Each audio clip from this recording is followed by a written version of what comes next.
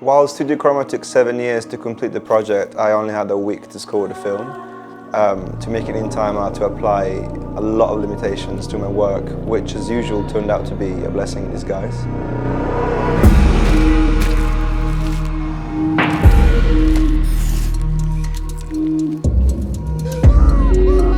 I think because the score happened so fast, it helped the film to have a very honest soundtrack, because overthinking wasn't getting in the way of how things actually felt.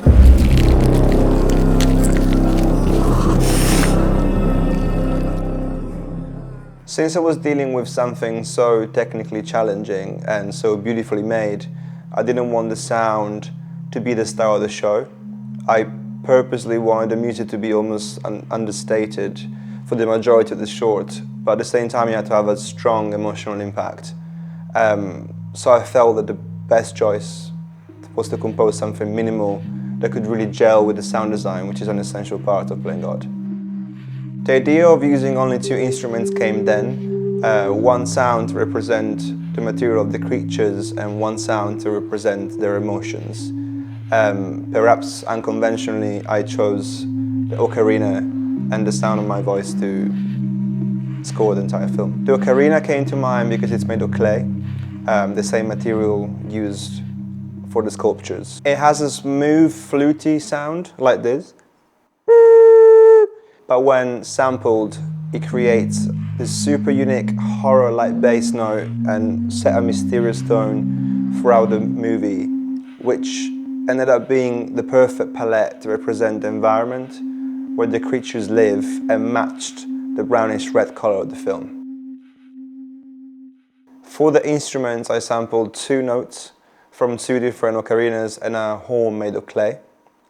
The sonic bed of the score consists pretty much of those notes played across the keyboard.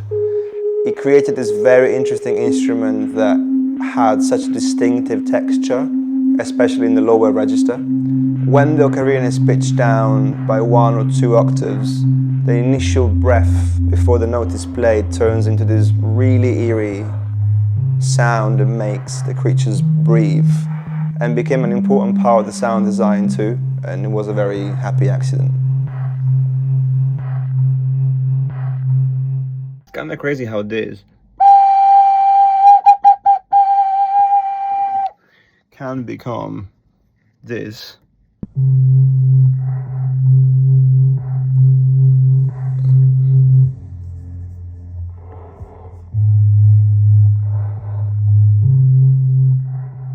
To add musical life to the characters, their thoughts and their pain, the singing voice was instead the best choice. I guess hearing vocal melodies made the creatures more human, which meant we could relate more to them. Because you know, we all have a voice of our own, and it's probably a most unique feature. It's what we can identify with the most. Regarding the vocals, I recorded them all by myself using a handheld microphone. I was trying to record as many as possible to represent all the different creatures. The choir was an obvious but correct choice in this case. Every melody was improvised as I was watching the film, following the creatures' movements and the pace of the images. And by doing so, the vocals weren't necessarily precise. They came out a bit wrong. They weren't perfect, which is perfect because they were just like the characters. Stylistically, I like how classical the vocals feel. It gives it a sense of divine, but a lot of them are also really strange. I definitely wanted a good balance of both to make the score as dynamic as possible, so between the monstrous vocals and the divine vocals. There was a fragility that came with that, which I think really made the whole thing perfect for playing God.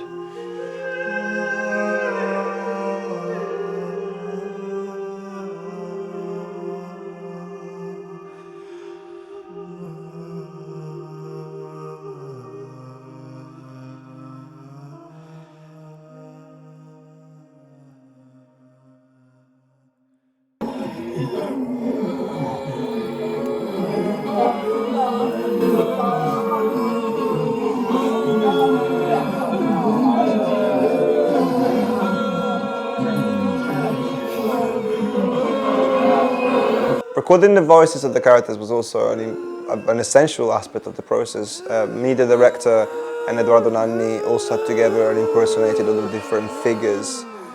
This added an essential final touch to the music, as it made all the statues sound like they were part of one ominous thing.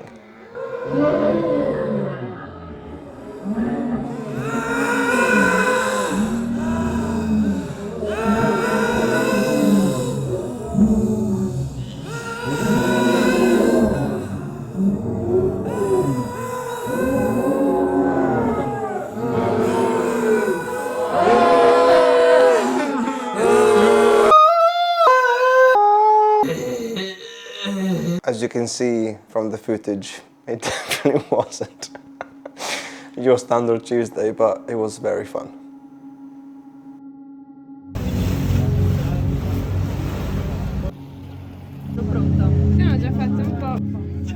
Well, going all together to the world premiere in Venice was especially gratifying and a core memory of mine. Something that made us all realize this wasn't just a bunch of friends working together on a crazy project.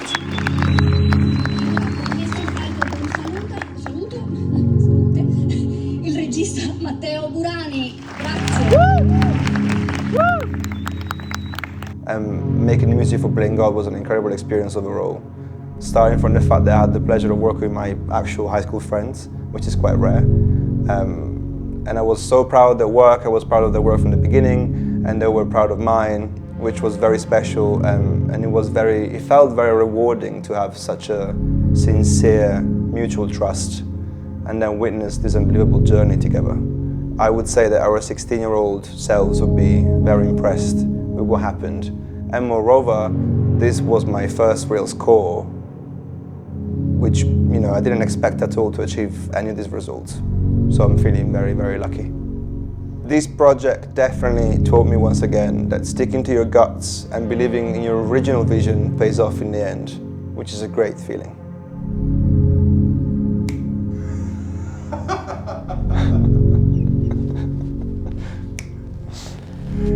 Okay. Jack.